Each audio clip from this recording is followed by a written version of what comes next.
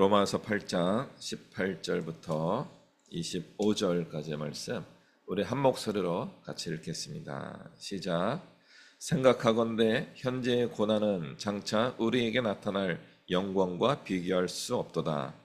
피조물이 고대하는 바는 하나님의 아들들이 나타나는 것이니 피조물들이 허무한데 굴복하는 것은 자기 뜻이 아니요 오직 굴복하게 하시는 이로 말미암음이라. 그 바라는 것은 피조물도 썩어짐의 종노릇 한 데서 해방되어 하나님의 자녀들의 영광의 자유에 이르는 것이니라. 피조물이 다 이제까지 함께 탄식하며 함께 고통을 겪고 있는 것을 우리가 아느니라. 그뿐 아니라 또한 우리 곧 성령의 처음 익은 열매를 받은 우리까지도 속으로 탄식하여 양자될 것 곧 우리 몸의 속량을 기다리느니라. 우리가 소망으로 구원을 얻었음에 보이는 소망이 아니니 보는 것을 누가 바라리요.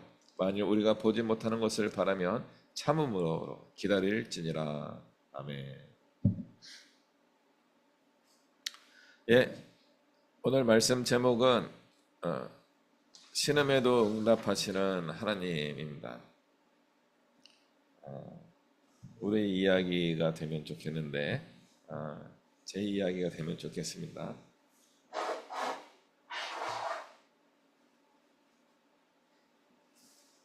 제가 이렇게 환절기 영향을 받아가지고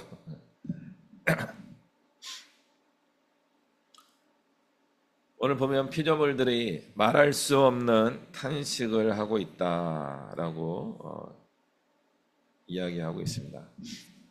그 탄식이라고 하는 것은 뭐예요? 그냥 하는 예, 저절로 나오는 소리입니다. 우리 이제 T의 방식으로 설명하면은 공기가 폐에 들어왔다가 코로 들을숨 날숨을 하게 되면은 그렇게 이제 큰 소리가 나지 않습니다.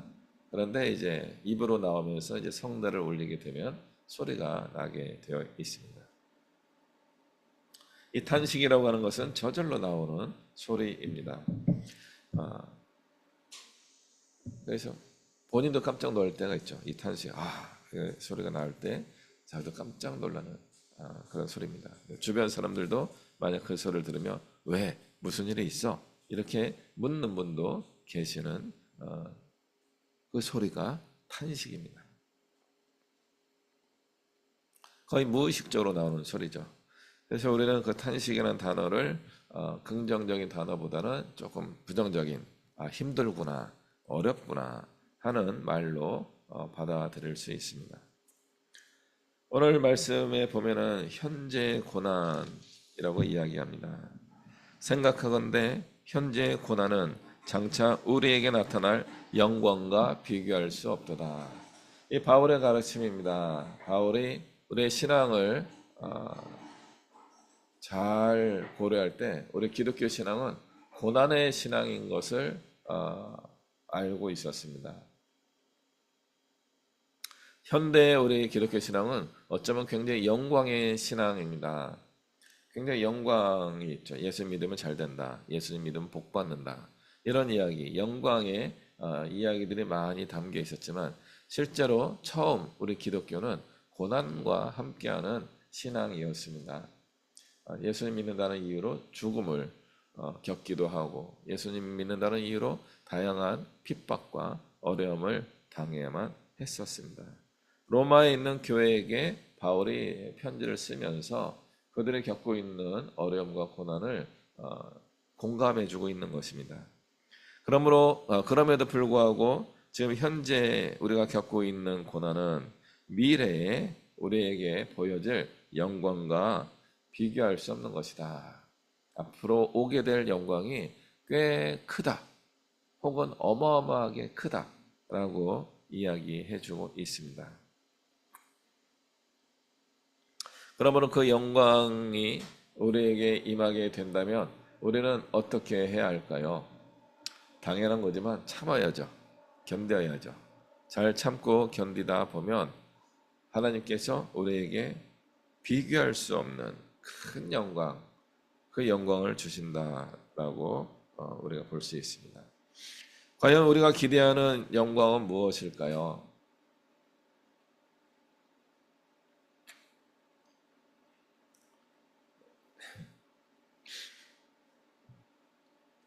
우리가 기대하는 영광과 오늘 바울이 이야기하는 영광은 조금 다를 수도 있습니다. 그 영광은 천국의 영광이라고 할 수 있습니다.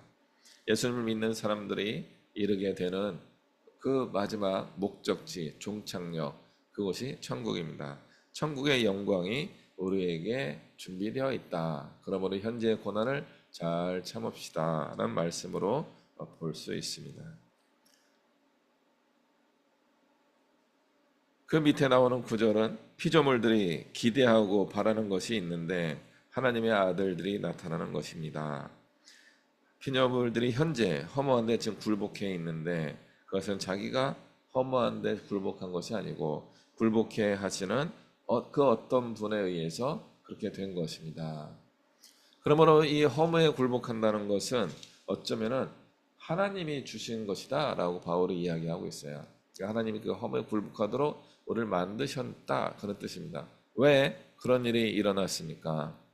우리가 허무한데 굴복한 이유는 한 가지밖에 없습니다. 우리 안에 죄성이 있기 때문에 그렇습니다. 욕심에 의해서 인간의 욕구와 생명의 어떤 생존 본능과 이러한 것들이 우리 안에 욕구와 욕심이 되어서 작동하며 우리는 허무에 굴복하게 되어 있습니다. 그러니까 저희 어릴 때 했던 농담이에요. 그 게임 뭐죠? 말장난이었습니다. 왜 일을 열심히 합니까? 먹고 살기 위해서 그렇대요. 뭘 먹을까요? 맛있는 거 먹고 또 건강한 걸 먹지요. 그게 계속 먹으면 어떻게 되나요? 나이 들어서 늙어서 죽지요. 그러니까 우리가 열심히 먹고 사는 것은 결과적으로는 어느 날 죽게 된다는 겁니다. 그러니까 우리는 그 내용을 이미 알고 있으면서도 불구하고 그렇게 살 수밖에 없는 겁니다. 왜요? 하루 이틀 안 먹으면요 안 죽어요. 죽지 않고 배고파가지고 괜히 힘들어집니다. 그러니까 그게 굉장히 큰 고통입니다. 그래서 우리는 살기 위해서 먹어야 되고요. 그 순간적인 배고픔의 고통을 이겨내기 위하여 우리가 음식을 섭취해야 하는 것입니다. 이렇게 계속 음식을 먹으면 어떻게 됩니까? 탄수화물을 많이 먹으면은 이 지방이 많이 형성돼 가지고 조금 건강에 해로울 수도 있습니다.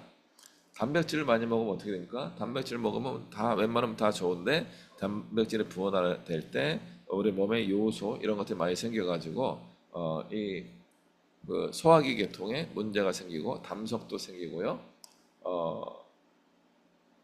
그 통풍이라고 하는 것도 생긴다고 합니다. 그 원인은요 요소예요. 요산. 요산이 우리 몸의 곳곳에 염증을 불러일으키기 때문에 단백질을 지나치게 많이 드시게 되면은 어느 날 갑자기 몸이 여기저기 아픈 일이 생긴다고 합니다. 제가 이제 벌써 한 20년 넘게 이제 병원에 정기 검진을 하러 다닙니다. 예전에 이제 간염 보균자였는데 이게 균이 이제 활동성으로 바뀌어서 간이 많이 안 좋았던 거죠. 잘 몰랐어요. 나중에 병원 가니까 뭐 위험하다, 뭐 이런저런 얘기하면서 이 약을 쓸까 저 약을 쓸까 고민하고 있었을 텐데 다행히 그때 이제 신약이 잘 개발되어서 그 신약을 이제 지금까지 계속 먹어오고 있습니다. 그 약을 먹기 위하여 서울에 있는 이제 세브란스 병원을 뭐 6개월 한 번씩 가는 거예요. 6개월 동안. 제가 그래도 나름대로 우리 세브란스 병원에 뭐 20년 넘는 고객이잖아요. 고객인데 이 세브란스 병원이 나한테 뭐 잘해주는 것 같지가 않아요. 뭐 자기들은 잘해준다고 이야기하겠지만 뭔가 불편해요. 그래서 그러면 어떻게 할까 하다가 제 소소한 복수를 한 거죠. 세브란스 병원을 가지 않고 저희 이제 동네에 있는 좀 새로 만들어진 이제 그 병원의 내과에 제가 이제 가서 진료를 받으러 가는데 세브란스에서 이 시스템적으로 저를 쫙 관리해 주던 그걸 경험하다가 동네 병원에 딱 가보니까 좀 왜 일을 이렇게밖에 못하지? 하는 그런 마음이 들었어요. 그래서 다시 세브란스로 가야 되나? 뭐 좀 있어 볼까? 막 그러고 있는데 그게 벌써 이제 1년 가까이 됩니다. 1년 후에 이제 병원에 엊그제 가서 이제 검사를 또 했어요. 혈액 검사를 하고 그 피를 좀 몇 통 한 3개 정도 뽑고 그 다음에 이제 초음파 검사를 이제 하게 되었습니다. 그런 거 할 때마다 늘 고민을 하죠. 또 이게 증세가 좀 악화되지 않았나 이런 마음이 들었는데 이 병원이 작다 보니까 보통 이제 혈액 검사하면 일주일 뒤에 오세요 하고 의사 선생님 그때 만나야 되는데 어제는 검사를 하고 초음파 먼저 보고 가시죠 이렇게 하는 거예요. 그래서 또 작은 병원 또 이런 서비스가 되는구나 하면서 병원을 이제 2번을 또 가야 됩니다. 어제 이제 했고 이제 다음 주일에 또 한번 가게 되어 있습니다. 제가 이제 들려고 하는 말씀은 뭐냐면요. 작은 병원에 와서 이제 제가 이렇게 했는데 한 6개월 전에 봤던 초음파 사진과 큰 차이가 없다. 이 말 한마디를 들으려고 가는 거예요. 그건 이제 저는 어떤 면에서는 아직 몸에 고난이 오지 않았다. 이렇게 말할 수 있게 된 겁니다. 그거 하나 확인하러 가는 거예요. 그거 하나 확인하러 또 몇만 원을 낸 건데 세브란스에 낸 거에 한참 못 미치는 비용을 내고 와서 어떤 면에서는 잘했다 하는 마음도 들고 있습니다. 우리가 그런 증거 하나 얻기 위하여 뭔가 노력을 해야 되는 것처럼 우리 인생에서도 그걸 해야 되는 거죠. 그 병원에 가서 검사하는 게 썩어짐의 노릇이라고 할 수 있습니까? 그렇지 않습니다. 그건 굉장히 소중한 이야기입니다.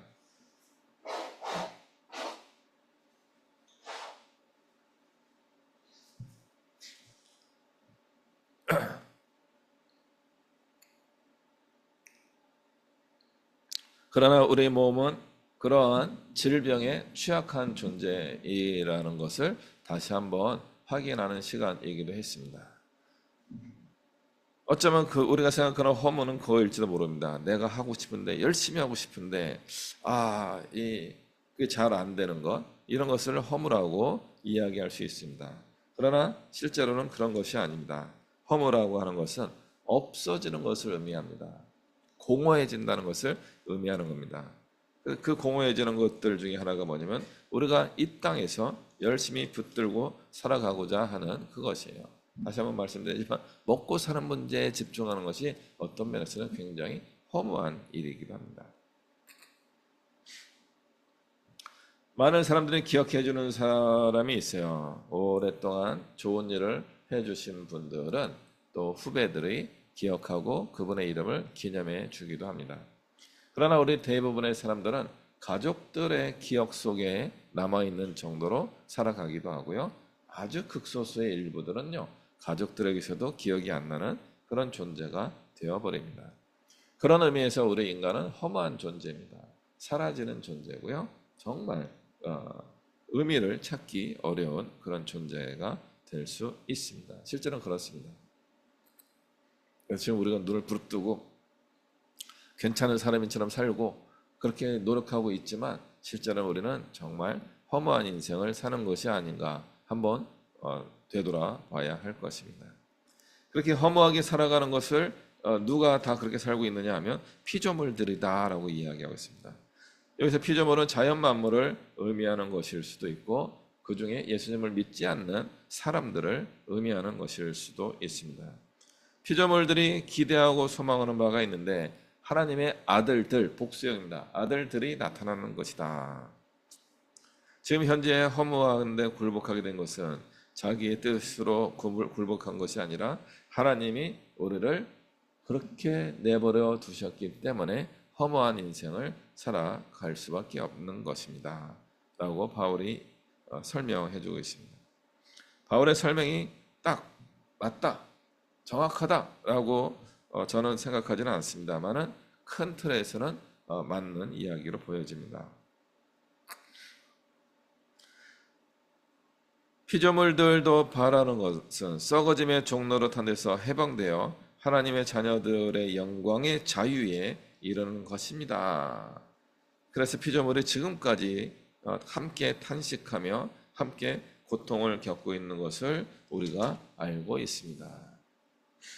자연 만물을 포함하여서 예수를 믿지 않는 사람들도 고통에 탄식하고 있다는 겁니다.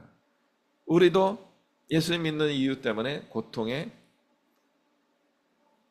사로잡혀서 고생을 하고 있는데, 그럼에도 불구하고 우리는 다음에 영광이 있기 때문에 참으면 됩니다.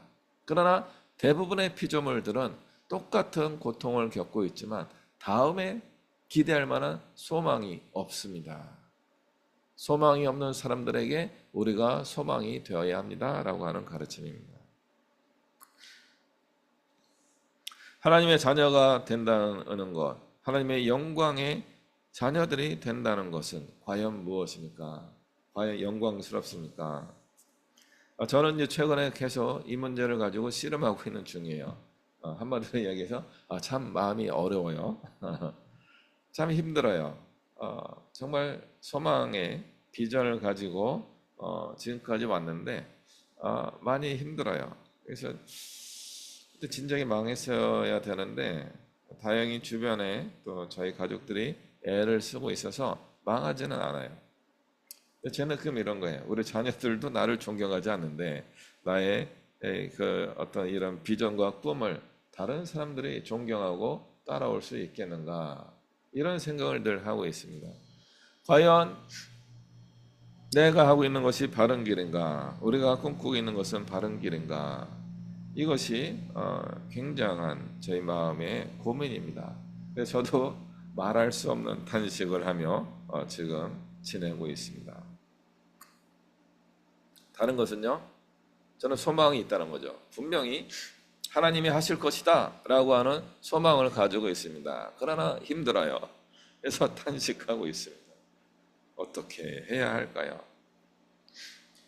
이상적인 기도의 모습을 23절부터 25절까지 바울이 이야기해 주겠습니다.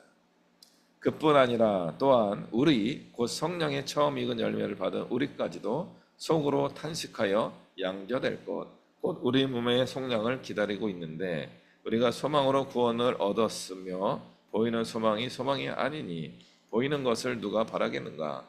만일 우리가 보지 못하는 것을 바라면 참음으로 기다릴지니라. 참으면서 기다리래요. 인내하며 기다려라. 웨이팅. 식당에 가면 웨이팅 하잖아요. 정말 맛있는 음식, 유명한 식당에 가게 되면 웨이팅, 기다리고 있습니다. 그 기다림의 목적은 뭐예요? 우리 순서가 오면은 맛있는 요리를 먹을 수 있을 것이다. 그게 소망인 거죠. 그걸 목표로 왔기 때문에 그 식당에서 기다릴 수 있는 것입니다. 우리가 천국의 소망을 가지고 있고 하나님의 영광을 기대하고 있다면 웨이팅해야 되는 거죠. 기다려야 되는 거죠. 그 영광이 언제 오게 될 것인가? 죽음 이후에 오는 영광일 수 있습니다만은 저는 죽음 이후에 오지 말고 이 땅에 있을 때도 하나님의 영광, 구원의 소망이 풍성하게 나열을 통해서 나타났으면 좋겠다 하는 그런 마음을 가지고 있습니다. 하나님 꼭 그렇게 해주셨으면 좋겠어요. 그래서 이상적인 기도는 무엇일까요? 하나님의 마음에 드는 하나님의 생각을 따라서 기도하고 소망하며 더 나아가서 참고 기다리는 것입니다. 가장 이상적인 기도의 응답은 무엇입니까? 그렇게 견디는 사람들에게 놀라운 하나님의 영광의 소망이 완성되는 것입니다. 로마서는 로마에 있는 교인들에게 보내는 편지입니다. 바울이 로마에 있는 교인들로부터 후원을 받아서 스페인 선교를 하고 싶은 마음이 있었어요. 그런데 가려고 하다 보니까 그냥 가서 돈 좀 주세요. 그러면 사람들이 돈을 안 주잖아요. 그래서 어떻게 하면 좋을까 생각을 해보다가 한 가지 내가 가지고 있는 좋은 깨달음의 은사를 여러분과 나누고 싶습니다. 그러면서 가기 전에 하나님의 은혜의 지혜를 나누려고 하고 있는 것입니다.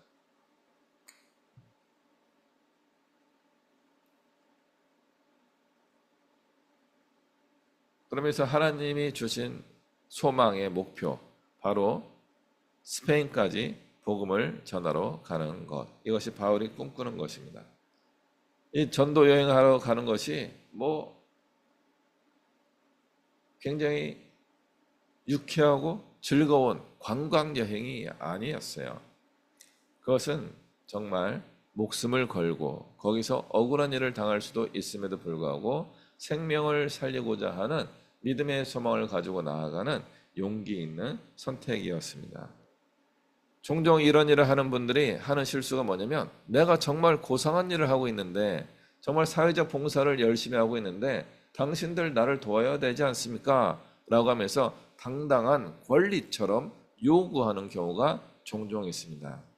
제가 사회적 활동을, 좀 공익적 활동을 하는 분들을 자주 만날 수 있었는데, 그분들이 가지고 있는 내면의 좀 불편함, 제가 겪게 된 불편함의 모습이 무엇인가 하면 그런 완고함이었습니다. 내가 하는 일을 당신들이 도와야 되지 않느냐라고 하는 주장이었습니다. 돕고 싶지요. 같이 하고 싶지요. 다양한 봉사활동도 하고 싶지요. 그러나 지금 나의 삶도 녹록치 않은데 당신들 말이야 나부터 도와줘야 되는 게 아닙니까? 이런 마음이 있는 거죠. 힘들고 어려운 사람들을 쥐어짜 가지고 당신이 하는 그 보람찬 일에 나의 희생을 강요하고 있다니 그것은 부당합니다 하는 마음이 들더라고요. 바울도 마찬가지입니다. 로마 교회의 후원을 받아서 정말 생명을 살리는 복음 전도를 위하여 스페인에 가려고 하는데, 로마 교인들이요 나를 좀 후원해 주십시오라고 좀 부탁하려고 하는 겁니다. 그런 부탁을 하게 되는 것이 잘못하면 당당한 권리처럼 선포될 수 있습니다. 당신 그렇게 해야지 복받아, 이런 이야기 많이 듣죠. 바울이 어쩌면 그런 성품을 가졌던 분이었을지도 모릅니다만은 오늘 로마서 8장, 이게 로마서의 가장 중요한 중간장이 이 8장입니다. 로마서 8장이 굉장히 많은 핵심적인, 로마서의 핵심적인 이야기들을 담고 있어요. 그 담은 내용들 중에 한 가지가 바로 이것입니다. 여러분이 고난당하는 것을 나도 이해하고 알고 있습니다. 그러나 참으십시오. 견디십시오.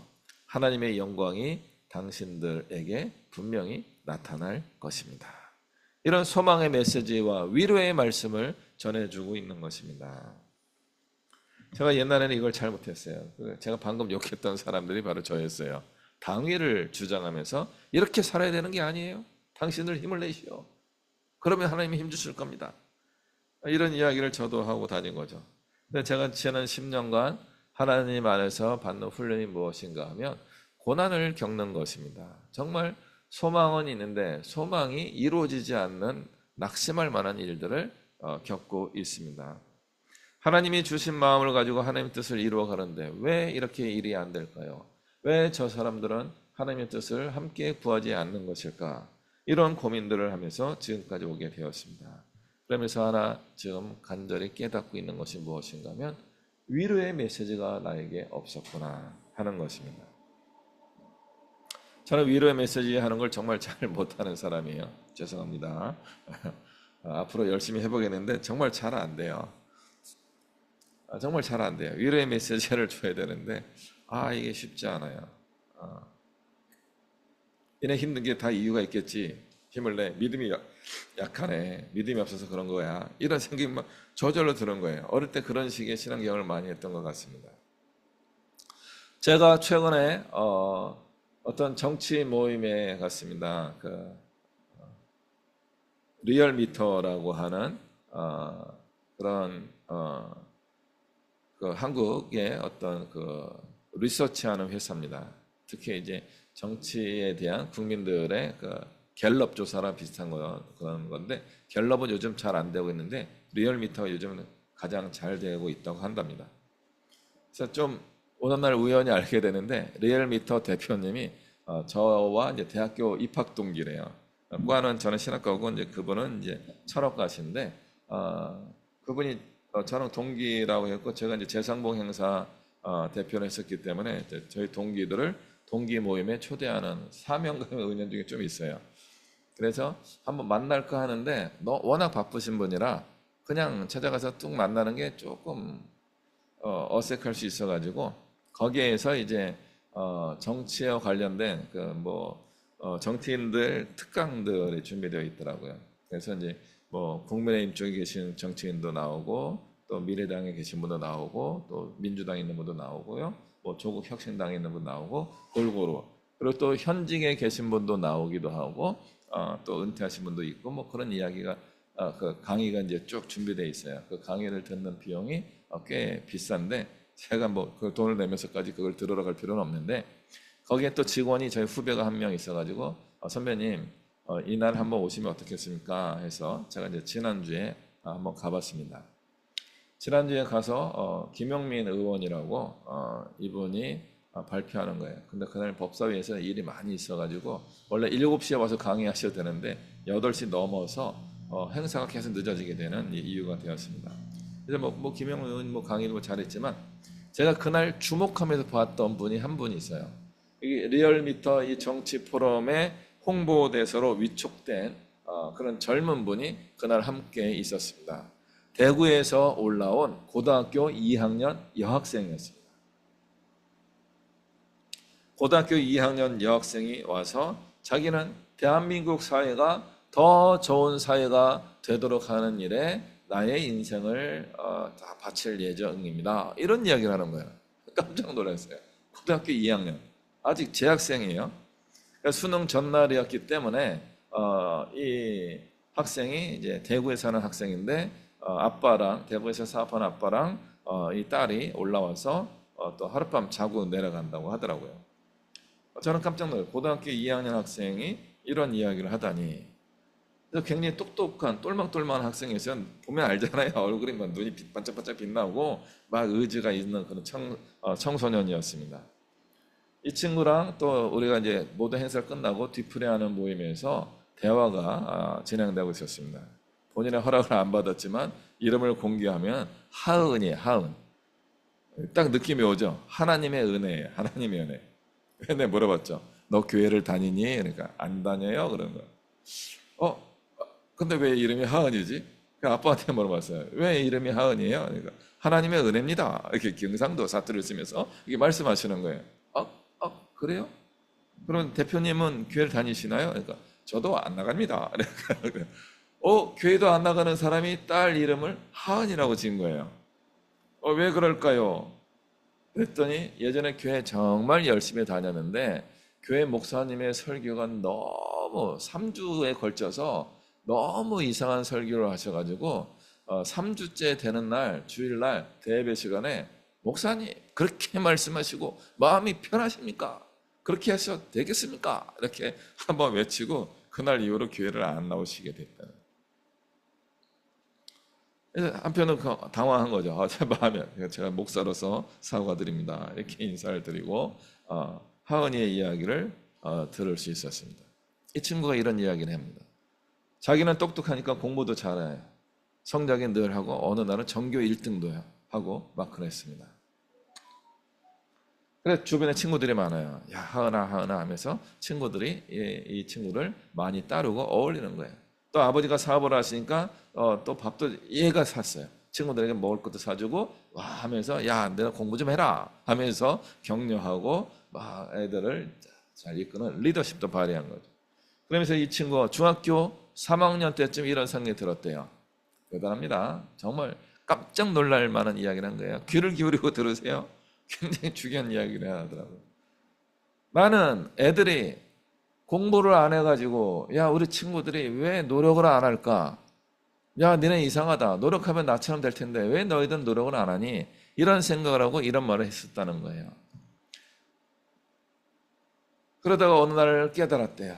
나는 사업하시는 아버지 때문에 아주 큰 부자는 아니지만 경제적으로 아버지와 어머니와 또 화목한 가정에서 용돈도 잘 받으면서 풍요롭게 살고 있었고 또 학원도 잘 보내주시고 내가 하겠다고 하면 뭐든지 해주시는 부모님이 계셨기 때문에 내가 이렇게 될 수 있었구나. 그러나 내 친구들은 나만큼 환경이 좋은 상태가 아니어서 본인들의 의지의 문제도 있겠지만 실제적으로는 환경의 어려움 때문에 저 친구들이 더 올라가지 못하고 어려움을 겪고 있구나. 저 친구들을 도와주면 좋겠다. 이런 마음을 중학교 3학년 때 깨달았대요. 놀랍지 않습니까? 중학교 3학년 우리 하은 양이 그런 마음을 가졌고, 그러면서 자기의 모든 공부의 진로와 목표가 어떻게 하면은 대한민국에서 젊은 사람들 도와줄 수 있을 것인가.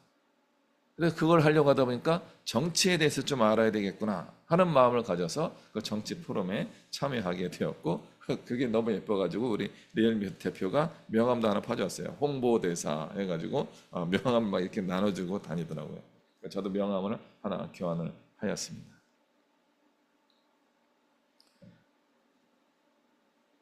가장 이상적인 자기 고백을 하고 있는 친구가 아니겠습니까? 어떻게 그런 깨달음을 가질 수 있게 되었는지 너무나 궁금합니다. 물론 우리가 그렇게 생각할 수 있어요. 좋은 아빠가 있어서, 그런 부모님이 있어서 그렇게 할 수 있는 거지. 물론 그렇게 할 수 있는 것도 그 배경이 있기 때문에 할 수 있는 게 맞습니다. 그러나 그걸 어떻게 깨달았을까? 그렇게 부유하고 풍부한 삶을 살고 있는 수많은 청소년들은 그런 생각을 해본 적이 없었을 텐데, 저 학생은 어떻게 그것을 스스로 깨달을 수 있었을 것인가? 저는 이름에 있다고 봅니다. 하은이에서 그래요. 하나님이 선택한 하나님의 은혜를 아는 그 친구였기 때문에 하나님이 해주신 게 아닌가. 앞으로 그분 부녀를 전도하려고 지금 계속 계획을 가지고 있습니다. 최근에 의도치 않게 제가 지난 2, 3년에 걸쳐서 대구와 계속 연결이 되고 있어요. 대구에 있는 전도사님들과 같이 이제 코칭을 하면서 교제를 하게 되었고, 그들의 코칭으로 그들을 도와주는 일을 하게 되었고요. 최근에 저희 우리 김정 학생이 대구에서 대회에 참여해서 우리가 또 그 작품을 보러 대구에 한번 다녀온 적도 있고요. 그러다가 지난주 수요일에 대구에서 온 아빠와 딸을 만나게 해주시고, 아까 말씀드린 리얼미터 대표도 대구 사람이더라고요. 그래서 이 대구에 뭔가 있나? 하나님이 왜 대구와 연결해 주시는가? 뭔지 모르지만 꿈을 꾸어보고 있습니다. 하나님 안에서 우리가 이런 소망을 가지고 있으니까 미래에 대한 천국의 소망뿐만 아니라 이 땅에서 하나님이 기뻐하실 만한 것을 이루고 싶어하는 꿈을 여러분은 한번 꾸고 계십니까? 지금 상태로만 이야기하면 그 하은이는 교회를 나가지 않는 소녀임에도 불구하고 하나님이 기뻐하실 만한 생각과 꿈을 꾸고 있는 것을 보게 되었습니다. 그러면 우리는 하나님 안에서 매주 이렇게 예배하며 말씀을 듣는 여러분들은 하나님의 마음을 가지고 어떤 꿈, 어떤 소망을 가지고 계십니까? 우리에게 보이지 않는 소망이 있습니까? 보이는 것은 소망이 아니래요. 돈, 권력, 명예.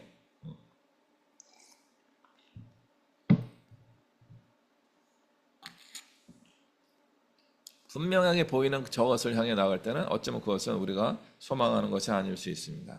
우리가 보지 못하는 것을 소망하고 있다면 인내하며 기다리며 되는데, 인내하고 가만히 있는 게 아니죠. 그 하은 학생처럼 뭔가를 하면서 기다리는 것, 이것이 인내하면서 참으면서 기다리는 것이다 라고 할 수 있습니다. 25절까지 읽었지만 26절 말씀으로 이어서 한번 보겠습니다. 이와 같이 성령도 우리의 연약함을 도우시나니 우리가 마땅히 기도할 바를 알지 못하나 오직 성령이 말할 수 없는 탄식으로 우리를 위하여 친히 간구하시느니라. 아멘. 성령님도 탄식하며 기도한다는 거예요. 탄식이 뭐라고요? 이거예요. 성령님도 하면서 우리를 위해 기도하신대요. 우리 안에 계신 하나님이 아이고 이놈아 하면서 기도하신다는 거예요.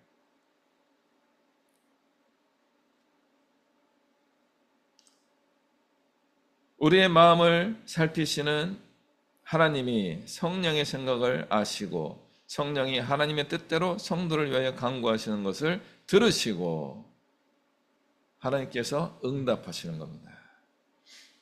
하나님이 사랑하는 자들에게, 그 뜻대로 부르심을 입은 자들에게 모든 것이 합력하여 좋게 변하도록 만들어 주신다는 건데, 선하게 만들어 주신다고 분명히 말씀하고 계십니다. 그러므로 우리는 어떤 면에서는 기도가 잘 안 됩니까? 방금 말씀드렸던 이상적인 기도, 소망과 목표를 세우는 것이 잘 안 되십니까? 그럼 한번 탄식을 해보시기 바랍니다. 탄식도 저절로 나와야 탄식이지 의도적으로 그러면 그건 탄식이 아니죠. 오늘 말씀을 준비하게 도와주신 사모님이 한 분 계셨습니다. 그 사모님하고 이제 제가 대화를 할 기회가 있었어요. 저보다 이제 1, 2년 이제 선배 되신 사모님이고 남편 목사님은 이제 목회를 열심히 잘 하시는 분이었습니다. 이 목사님을 따라서 나는 사모니까 하면서 목사님 가는데 늘 따라가면서 목회에 협조하면서 또 자기에게 주어진 일을 잘 감당하시는 사모님이셨습니다. 그래서 이분이 목사님이 지방에 있는 교회를 내려가셔가지고 지방에 있는 교회에서 그 교회가 좀 약간 문제가 있었던 교회인데 이 목사님이 그 문제를 알고 문제를 좀 해결하기 위하여 그 교회에 부임하셨던 겁니다. 그래서 한 3년 정도 목회하시면서 교회를 좀 많이 회복시켜 하시고 안정시켜 놓으신 상태였던 거예요. 그러면서 개인적으로 좀 어려움이 생겼습니다. 목사님이 몸에 좀 아파가지고 이제 병원 가서 치료하는 좀 굉장히 좀 어려운 일이 있어요. 저는 몰랐는데 좀 어려운 상태의 치료가 좀 있었다라고 이야기하고 본인도 그런 문제, 집안일, 교회일, 뭐 개인적인 일 이런 것 때문에 굉장히 마음이 심란한 상태가 있었는데 본인이 그걸 견디고 있었던 상황이었죠.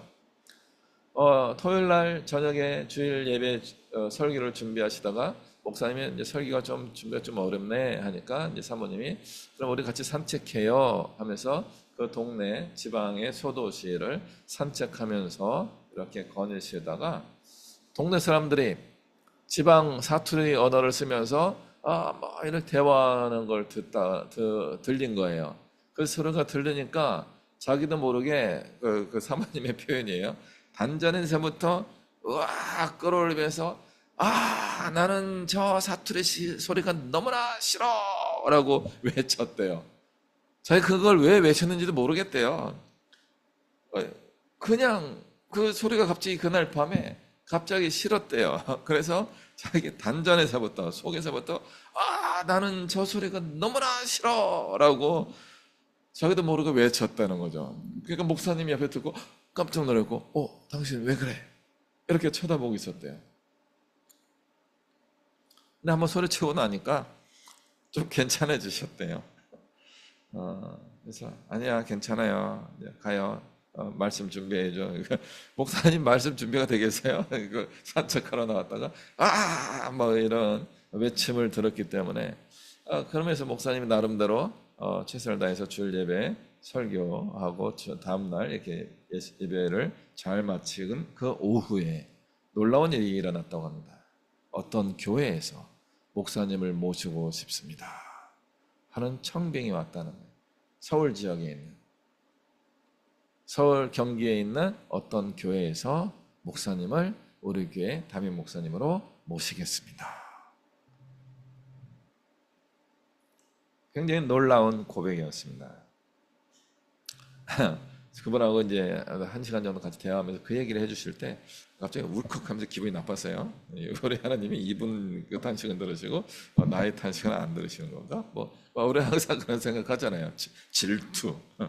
질투가 생기는데 그 말씀을 지난주에 그분과 대화하면서 오늘 말씀을 준비하게 해주셨습니다.